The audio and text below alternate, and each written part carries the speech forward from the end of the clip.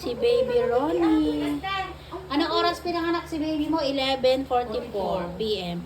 Yung mga initial vaccine mo nibigay na kay baby mo, ha? Yung mga tinurok, yung Hepa B, Vitamin K, tapos yung BCG sa kamay, and eye ointment.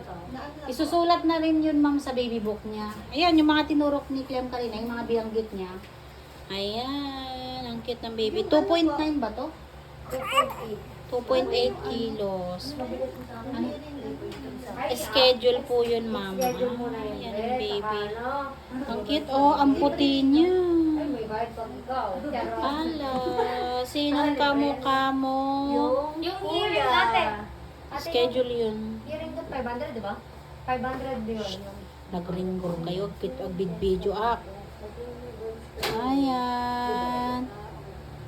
Ayong ano lang may tayo. Bukas na to paliguan. Pagkano na kasi syempre anong oras naman.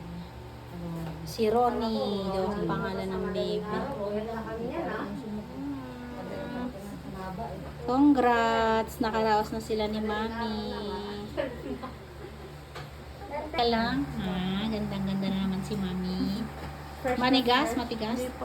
Itong puson. Yan. Hawakan mo to, ha, ma'am, kasi matres mo yan pagka lumambot yan, baka mamaya tubuin ka. No, kakain ka muna, tapos inom ka ng mga kailangan mong gamot. Magsasabi ka naman, ma'am, kung nahihilo ka, nasusuka, masakit batok, nalalabo yung paningin mo, nahirapan kang huminga. Ha? So, mag-stay ka dito, ma'am, within 24 hours bago umuwi. At least, observe ka namin bago umuwi ka, ha?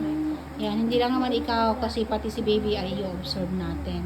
Yan, tapos ipapawell baby natin bago kayo umuwing sa bahay nyo, ha?